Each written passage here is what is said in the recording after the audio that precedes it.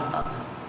लेकिन जब तक में वो शक्ति है कि असंभव कार्य भी संभव होते हैं, जब से वो चीज वहां पर रखी गई तो धरती धीरे धीरे हरी भरी होने लगी। हरी भरी होने लगने का कई कारण हैं, लेकिन आपको मैं ये कारण में ले चलूंगा। तो उस बात को सुनकर के रावण ने फिर भेजा सब दूसरे दूत को, उसको उखाड़ कर ले आओ यहाँ, जब वहां इतना जो है उन्नति हो रही तो हम अपने पास रखेंगे। देखो, जो व्यक्ति दुष्ट होते हैं, असाधु होते हैं, दूसरे का अहित करने वाले होते हैं, उनका मन कभी स्थिर नहीं होता है। बाबा माता भगवती को ये कथा इसलिए सुना रहे हैं कि हमें अपने मन को सदा स्थिर रखना चाहिए। अगर ज्यादा मन चंचल रहेगा तो हम किसी प्रकार की कोई भी कार्य की सिद्धि नहीं कर सकते हैं। पुनः उसको निकलवाने के लिए दूत को भेजा, तो जब वो गए निकालने के लिए, देव श्री नारद जी ने देखा कि व्यवस्था बिगड़ रही है, तो बजरंग हनुमान जी को आदेश हुआ। संसार में राम जी बाद में आए, आप लोग जानते हो, हनुमान जी पहले संसार में आए हैं। इनके प्राकट्य की भी कथा बहुत बड़ी है।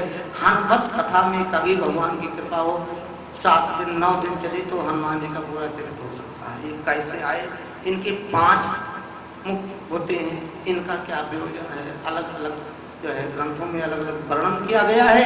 परंतु थोड़ा समय होगा तो अभी हनुमान जी का मिलन राम जी से होगा तो अवश्य इसका हम दर्शन कराएंगे। इस प्रकार हनुमान जी जाकर के उस जगह को सुरक्षित करने के लिए इधर राक्षसी भेजी गई, जो विकराल स्वरूप लेकर के उसको उखाड़ने गई। हनुमान जी के द्वारा वो धराशायी हुई और वहाँ पर हनुमान जी ने सुरक्षा किया। समय बीतता गया, ज्योतिषों के कहने के अनुसार राजा रानी दोनों ने मिलकर के जो है हल चलाया है मिथिला नगरी में। तो उसी जो घरे में संत महात्माओं के रक्त बिंदु हुए थे, उसके द्वारा माता जो है वो निकला है, जो शीत कहते हैं हल्की फल, इसलिए सीता का नाम सीता पड़ा है। शीत का अर्थ है फाल। तो वो जैसे उसमें लगा वो घड़ा अपने आप ऊपर आ गया और ऐसे मेरे राघव के पिता की उत्पत्ति हुई है। ये कथा हम आपको कल सुनाएंगे। माता जानकी जी वो कन्या जैसे आई ऊपर, तो उसके ऊपर आते ही रानी रात सब लिपट गई, यानी माता अपने गोदी में ले लेती हैं विदेहराज की पत्नी जिनका नाम है सुनैना जी, और बड़ी प्रसन्न होती हैं, पुत्री को खिलाती हैं। समय बीतता गया है और जितनी इनकी प्रजा थी सब बड़ी ही प्रसन्न हुई कि राजा के एक संतान प्राप्त हुई। जब चौथापन आ जाए, कोई संतान नहीं होता है, तो व्यक्ति ये सोचता है कि आगे हमारी ये सीढ़ी कैसे चलेगी। इसलिए तो माता साधन जो है जानकी जी का प्राकट स्वीकार हो गया है। आगे बढ़िए की कौन सी लीलाएं हैं, अब यहाँ पर ये कथा विराम की जाएगी। तो माता जानकी जी का प्राकट हुआ। एक बार आप लोग बड़े प्रेम से जयकारा बोलो, बोलो जानकी मैया की जय, सीता माता की जय। सीताराम जब हम कहते हैं तब तो भगवान राम बड़े प्रसन्न होते हैं, यानी श्री अथवा सीता, श्री राम कहोगे तब भी सीता आ जाएंगे। तो सीताराम बड़ा ही पतित पावन नाम है। पतित कहते पाप और पावन कहते पवित्र। जिस पाप को भी पवित्र कर दे तो उसको मार देना अच्छा नहीं होता, उसको पवित्र कर देना, उसको सुधार देना अच्छा होता है। भगवान मर्यादित जीवन में आकर के बहुत कुछ शिक्षाएं हमको दे गए हैं। इनकी कथा भी हम सुनते चलेंगे, साथ साथ इनकी कुछ शिक्षा ग्रहण करते चले जाएंगे, जिससे हमारे जीवन में भी अंधकार दूर हो और प्रकाश की प्राप्ति हो। ये अंधकार हमारा कब दूर होता है? सदगुरु की कृपा से। हम एक सदगुरु को भी नमन करते हैं, प्रणाम करते हैं। तो गु का है अंधेरा, आप सब जानते हो, और रू का है उजाला। तो जहाँ पर जो व्यक्ति हमको अंधेरे से उजाले में ले जाए, वही तो हमारा सदगुरु है। तत्वज्ञानी सदगुरु हमको जब ही प्राप्त होते हैं जब भगवान की बड़ी विशेष कृपा और उनकी अनुग्रह प्राप्त हो जाए, फिर जीवन में किसी प्रकार का कोई वस्तु की लालसा मिल जाए। वैसे हर व्यक्ति को बहुत सी लालसाएं बनी है, लेकिन वो लालसा दूर जब होगी जब इनकी कृपा होगी। भगवान भोलेनाथ इधर तैयार हो रहे हैं और बिल्कुल फर्स्ट क्लास रेडी है, बारात के लिए प्रस्थान कर रहे हैं। और आप सब लोग कल मैं आपका समय ज़्यादा व्यर्थ करवा दिया या ऐसे कह लो किसी इंतजार में कथा हम ज़्यादा सुनाना चाहता हूँ और जो है इधर उधर के तरंगे तो आप लोग सुनते रहते हो, 1-2-3 घंटे में तो आप लोग की जब इच्छा होगी तो झांकी का प्रदर्शन आज कर रहे थे वो भी होगा।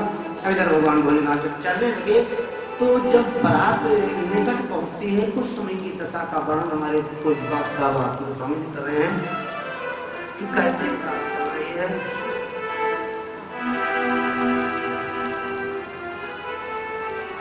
महामुन ने सो सब करवाई। जो हमारे विवाह पद्धति में जो विधान लिखा है उसी तरह भगवान भोलेनाथ की शादी हुई। देखो जब जो संसार के स्वामी हैं उनके विवाह में 6-8 घंटे लग सकते हैं, उन्होंने जो नियम बना दिया उसको हम तोड़ रहे हैं तो हमें दुख नहीं आएगा तो किसको आएगा। 8 घंटे 6 घंटे नहीं तो कम से कम 2 घंटा तो टाइम पंडित जी को देना चाहिए, भाई फेरा कराओ। तो इस प्रकार उन महात्माओं ने बड़े ही तरीके से भगवान भोलेनाथ, देखो आशुतोष महादेव को हम आशुतोष भी कहते, आशुतोष तुम अवधरतानी आरत हर दीन जन जानी। हमको दीन गरीब जान करके मेरे कष्ट को आप दूर करें, ऐसा हम आपसे अर्चन करते हैं। तो हम इधर भोलेनाथ का विवाह की कथा चल रही है, उसी का प्रसंग और हमारी कुछ ही क्षण में माता पार्वती और शिव जी की झांकी। कल मैंने भी कहा था 2-3 बार अनाउंस किया लेकिन कुछ संयोग से हो नहीं पाया। तो जब कथा में ज़्यादा व्यवधान ठीक नहीं होता, लेकिन ये भी भगवान भोलेनाथ के रूप में आ रहे हैं, इनका भाव है तो इनका भी समय थोड़ा आप लोग कर दें। और जैसे भी सब कहते हैं भगवान की कथा जितनी समय मिले उतने में गा लेना चाहिए। उनकी कथा तो अपार है, हरि अनंत हरि कथा अनंता कहाँ सुने समझे सब संत महात्मा अपने अपने तरीके से समझाते हैं और कहते हैं। कितने दिन की कथा गाई जाए सब। आप इसके पश्चात में और बताए हैं वो भी कुछ अपनी सेवा करेंगे तो हम इधर इनका थोड़ा दोनों का भावर हो जाए जितना समाप्त टाइम है, क्योंकि 20 में मंडप में शंकर जी बैठे रहेंगे देर तक तो उनको बुरा लगेगा। लड़के लोग फेरा कराते हैं तो जो वर होता है वही इशारा करता रहता है, जैसे हम इधर इशारा करते हैं फटाफट आप बैठाओ, ज़्यादा देर कर तो थक के आते हैं, बैठाया जाता है। अब भगवान भोलेनाथ मंडप में बैठे हैं तो कम समय में उनको भेज किया जाए, वो आराम करने लग जाए, तब हम लोग झांकी देखें, उनको भी यहाँ पर जो है परेशानी ना दें। तो भगवान भोलेनाथ की बिल्कुल पानी ग्रहण का जो समय आया, और जब पानी ग्रहण कहते हैं इसको गठजोड़ा करते कहते आप लोग, तो उस समय देवता बड़े प्रसन्न हुए। क्यों? उनके काम अब बनेंगे। जितने देवता हैं हम लोग भी स्वार्थी, जो व्यक्ति स्वार्थी है वो देवता भी है, ऐसी बात नहीं है। पहाड़ी कहन जब की न महेशा ये हरते तब सकल सुरेशा। जितने देवता हैं का चिंता करने की कोई बात नहीं। उस समय कुछ बाजे बजते हैं। अब देखो हमारे संगीतकार यहाँ पर 1 मिनट को विवाह के समय का संगीत आपको सुनाएंगे बाजे की धुन में। और इधर बाबा गोस्वामी जी कहे बाजन ही बाजन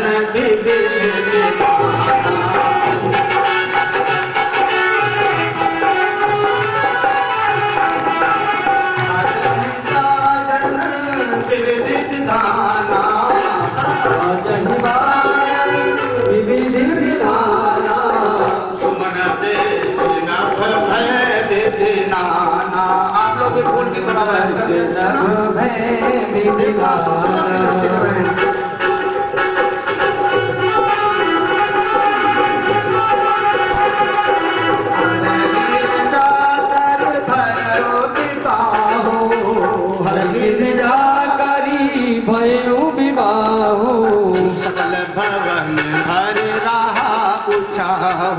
सकल भुवन भरी रहा उछाहो।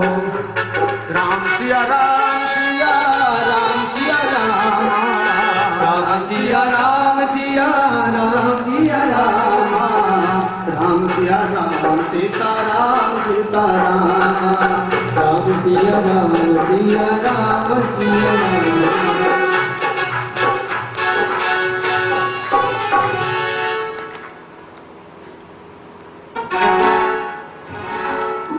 बोले शंकर भगवान की जय।